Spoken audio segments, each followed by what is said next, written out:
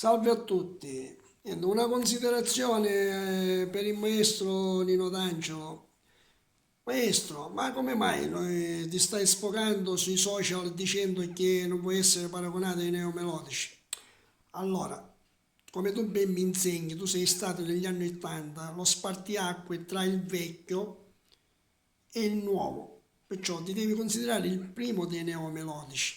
Non è un'offesa essere un neomelodico, perché lo sai meglio di me, tra i vari cantanti che cantano in napoletano c'è chi è più bravo e chi meno bravo, come in tutti gli altri generi musicali. Cioè non vedo questo tuo sfogo, cioè non riesco a capirlo. Cosa vuoi intendere chiaramente? Tu fai parte dei neomelodici, sei stato il primo, anzi devi essere fiero, perché tu sei il nuovo negli anni 80, sei stato il primo e poi tutti gli altri ti hanno seguito. Perciò non dire non paragonatemi ai neomelodici, perché si potrebbero offendere gli altri cantanti. Io parlo per l'imparzialità. Tu sei stato il primo, nessuno toglie i tuoi meriti, ma questo sfogo mi sembra fuori luogo. Viva la canzone napoletana, un ciao da Diamantino da Catania, ciao a tutti.